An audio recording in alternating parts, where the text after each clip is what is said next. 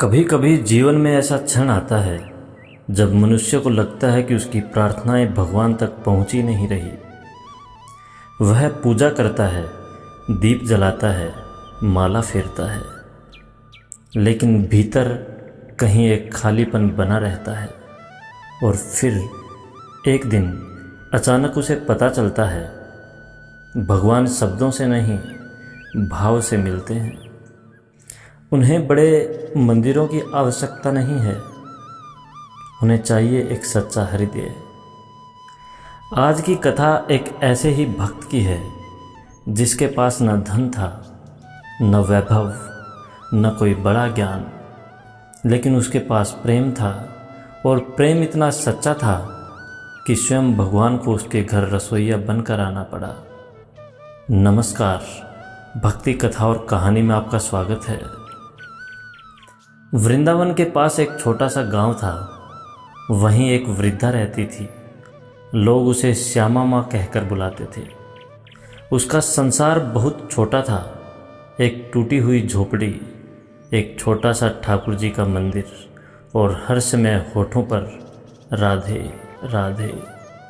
उसका पति वर्षों पहले संसार छोड़ चुका था।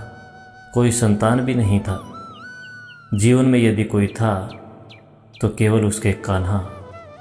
वह रोज़ सुबह उठती, यमुना से जल लाती, फूल चुनती और अपने छोटे से ठाकुर जी को ऐसे सजाती मानो सचमुच नंदलाल उसके घर रहने आते हों। गांव वाले अक्सर उसका मजाक उड़ाते। कोई कहता, अरे माँ, पत्थर की मूर्ति को इतना क्यों सजाती हो? कोई हंसकर कहता, कभी तुम्हारे कान्हा ने तुमसे बात भी की है? श्यामा माँ मुस्कुरा देती।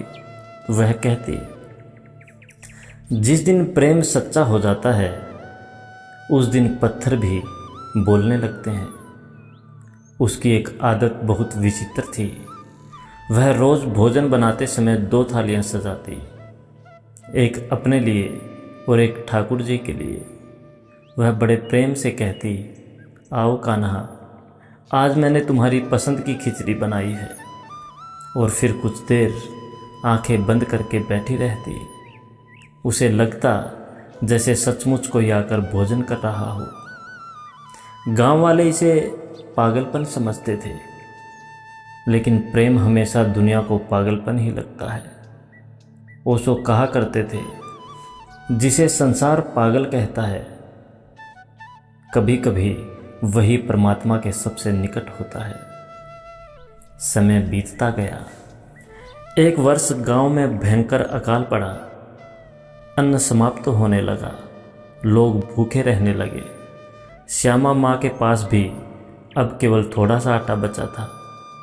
पड़ोसियों ने कहा, माँ, अब ये रोज़ भगवान को भोग लगाना बंद करो, पहले खुद का पेट भरो। श्यामा माँ मुस्कुरा दी।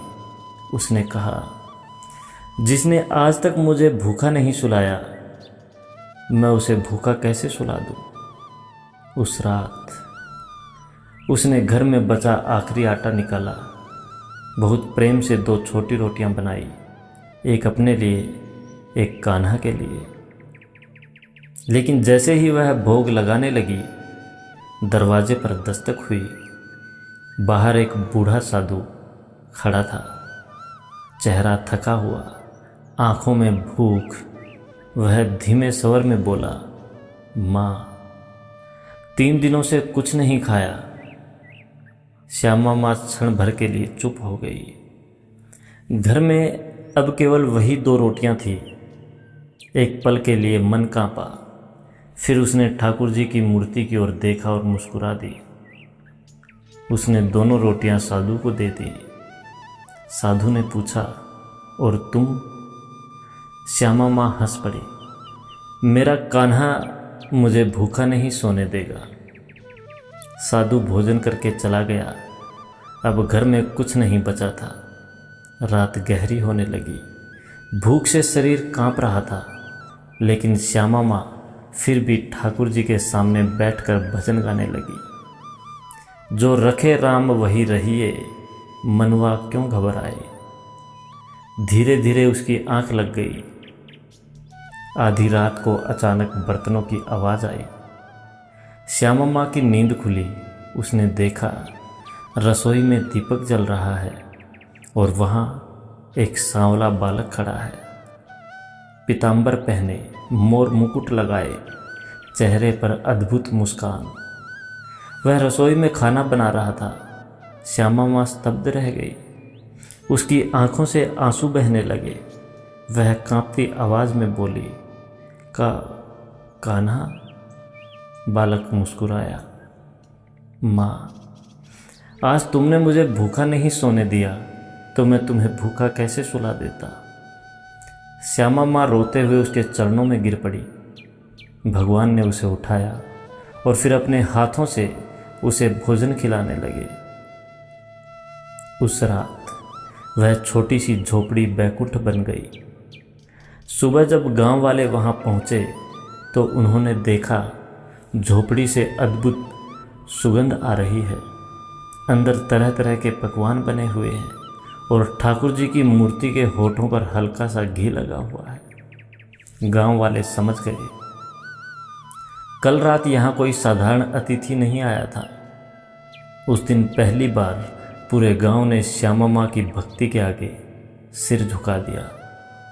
ओशो कहते थे, प्रेम में सबसे बड़ा चमत्कार यह नहीं कि तुम्हें भगवान मिल जाए, बल्कि यह है कि तुम्हारे भीतर मांगना समाप्त हो जाए। श्यामा माँ ने कभी भगवान से धन नहीं मांगा, सुख नहीं मांगा, उसने केवल प्रेम किया। और जब प्रेम पूर्ण हो जाता है तब भगवान को आना ही पड़ता है। याद रखिए, भगवान को बड़े महल नहीं चाहिए, उन्हें चाहिए एक ऐसा हृदय जहाँ छल ना हो, स्वार्थ ना हो, केवल प्रेम हो। क्योंकि प्रेम गली अति सांकरी, तामे दो न समाए। जब मैं था तब हरि नहीं, अब हरि है मैं ना आए। राधे राधे, हरे कृष्ण।